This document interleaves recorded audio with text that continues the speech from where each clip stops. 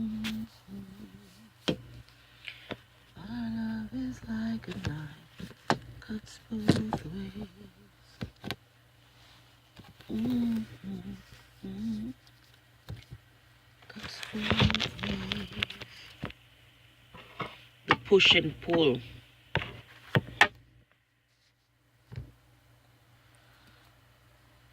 Hi everyone,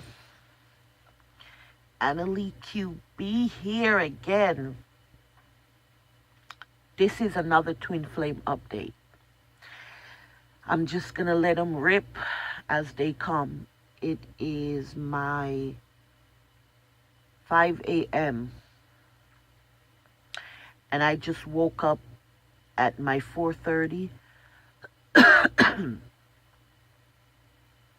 So what else to do but to do a video update, and what I want to speak about in this moment is the push and pull.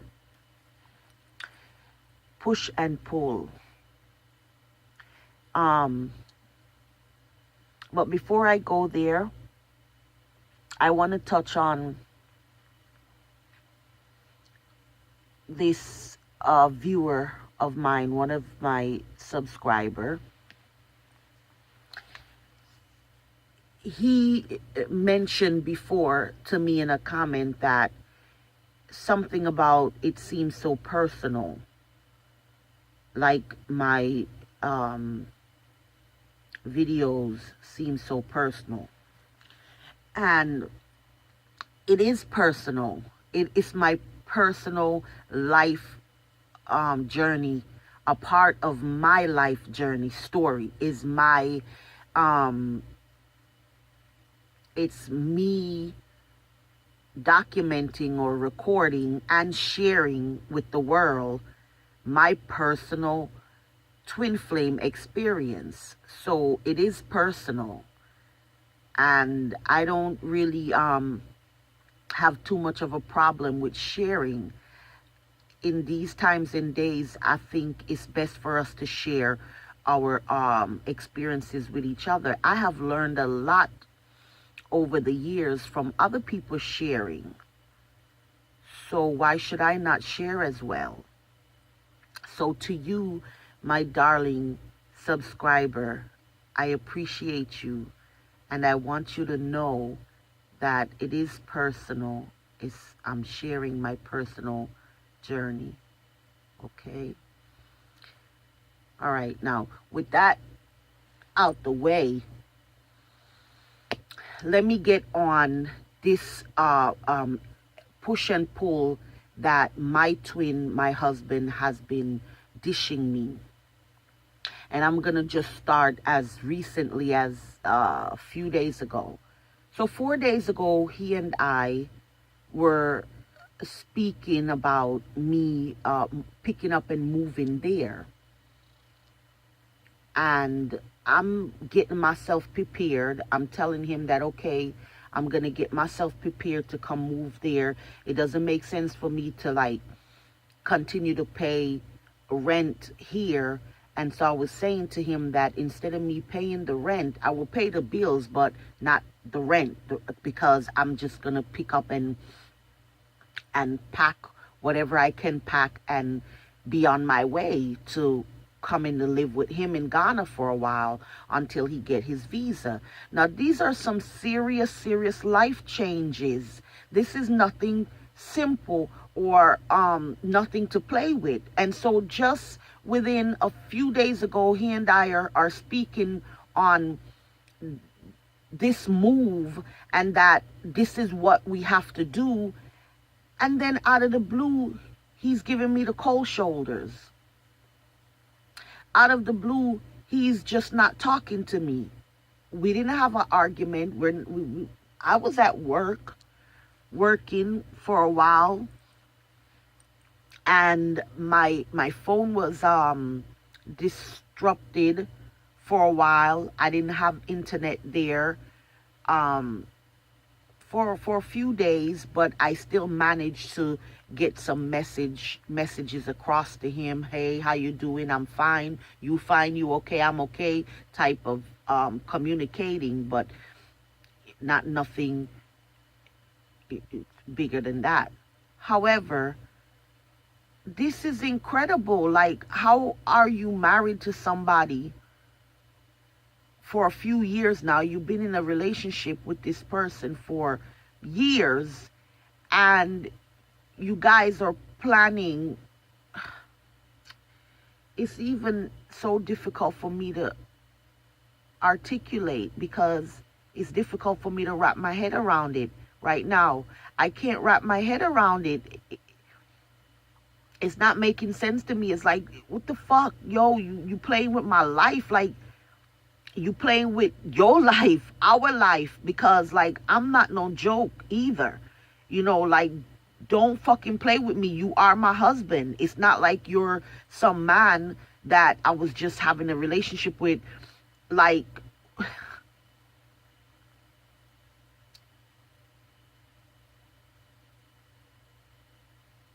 I don't know what he's doing. I don't know what he's doing. And 2 days ago, he said to me that when I was giving him back or rewording to him what he's been doing, or what I see him doing with the push and pull, he in return said to me, "Oh, you're just confused." He said that I was confused. And I said, "Yes, of course, thanks to you. Thanks to you. If I am confused in this situation, here we are saying that I need to come live there, I need to move there. And while I'm getting ready to pack my stuff up and purchase this flight and give up my apartment, I'm going to leave like all my furniture. I'm going to leave like all this shit behind and just trying to move forward. That's a big move. And then all of a sudden, days go by and you're not fucking talking to me. That's confusing. He's telling me that I'm confused because, yes, he know he's confusing me. That's confusing, and I can't wrap my head around it. It's very fucking hurtful. It's very hurtful. How can someone that you've been in a relationship with all of a sudden just ignoring you and stop talking to you for no reason? And then when I said to him, it's funny, not too long ago, 3 people in one day told me that they said, that man is evil, Anna. He is evil. I had a surprise visit from a friend that I hadn't seen in a while. And he was asking me, so how is everything with your husband? And, you know, he know the whole journey story, the whole hurtful story. And he said, that man is evil. And he went his way. Then I was talking to a friend of mine, a girlfriend that lives in New York, that same day, later on that day. And she also texted me and she said, he's evil, Anna. That man is evil. And someone else, for some reason, I can't remember who the third person was, but I remember it was 3 people in one day that said that to me. And this is how I took it. I said to myself, okay, I'm hearing this. Life is full of signs, and, you know, lots of signs, and nature in itself, when you're a praying person, you're praying for answers, you know, you will get them. And so I'm like, okay, God, okay, nature, okay, I'm hearing this man is evil. And I remember even my husband himself told me about 2 years ago, his father was very sick. And he said to me, my husband, he was upset at his father because he was like, he called me evil. He said that I was evil. And I never forgot that. His father's sick, on his sick bed, and in turn called him evil, and he was upset that his father called him evil.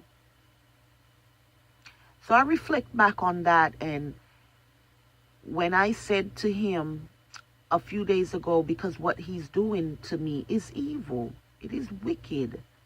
And I said, you know, I was told So 3 people said it to me in one day. I can only take that as I was told. I can't say nobody never told me. I was told. And when I said it to him, he said, "Oh, so people are telling you that I'm evil and you believe them?" And I'm like, wow, Dread, it is not even about me believing them. That is not even the point. It's not about me believing them or not believing them. It's just, the point is I was told. And then here it is where, doesn't he think what he's doing is evil? How can you make such a pact? He was the one that took my thumb when I was leaving Ghana, my second trip there. When I was leaving Ghana, he said he could not afford to lose me, and he took the razor and sliced my thumb down and put it in his mouth. He was the one that initiated that, and at that time I had no idea what that was. I never saw that in my life. And I was grown, like 30-something years old when that happened, early 30s. But at that age, I still never knew what the fuck that shit was until I got home, and all these crazy emotions and crazy feeling and crazy energy and all this stuff that I was seeing, like whenever he and I would fight and his blood is boiling, that shit fucked me up here. It messes me up. And I'm like, oh my God, that thing that we did, he cut his finger as well. And he didn't say anything, you know. He just looked at me with the razor. And I looked at him, and we communicated without words. And I gave him my consent without words. And he slit his finger and put his finger in my mouth. And then he put his thumb on my thumb. And I just thought it was some silly shit. I thought it was some silly shit.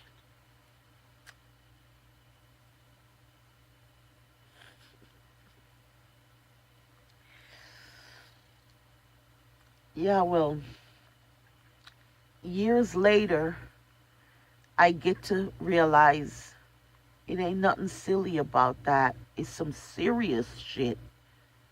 And so after he do stuff like that, and then I put my life on hold. I didn't go back to finish nursing school just to have this relationship with him.